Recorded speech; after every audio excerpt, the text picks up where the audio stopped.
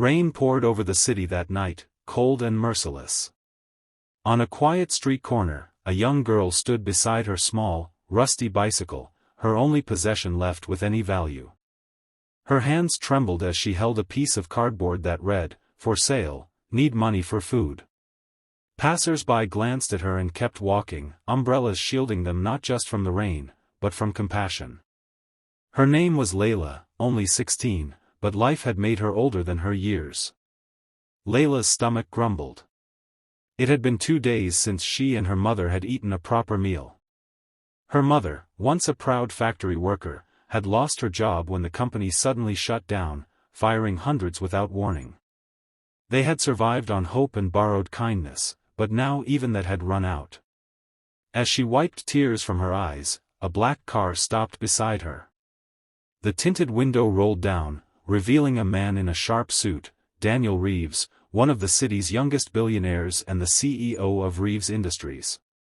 He looked at the girl curiously, her wet hair sticking to her face, her eyes tired yet filled with quiet dignity. "How much for the bike?" Daniel asked, his voice steady but curious.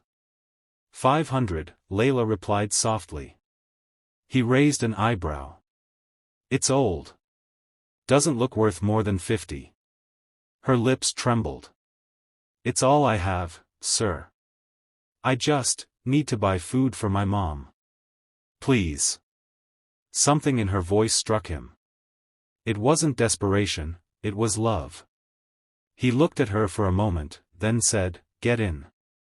I'll buy you dinner. You can tell me more about your situation." She hesitated. "I don't want charity, sir." Daniel smiled faintly. "Then think of it as a business deal. You tell me your story, and I'll buy your bike." Inside the car, warmth filled the space. As the driver pulled away, Layla began to tell her story.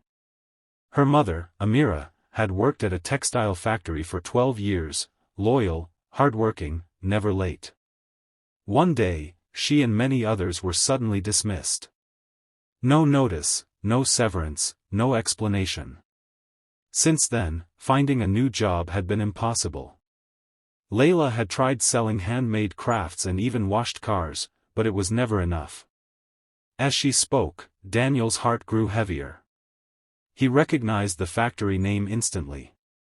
It was one of his subsidiaries, the one he'd ordered to shut down 6 months ago due to efficiency losses. He'd never thought of the people behind that decision, just numbers on a report. When they arrived at a small diner, Daniel ordered her a warm meal. Layla ate quietly, occasionally looking down, ashamed to eat so hungrily in front of him. "You said you're buying my bike," she murmured. "Please, take it. I can't let you pay for all this without something in return." Daniel took a deep breath. "Keep your bike. Tell me your mother's full name." "Amira Qureshi." Daniel froze. That name confirmed everything. He remembered approving the closure that caused her layoff. The guilt hit him like thunder. The next morning, Daniel visited his corp.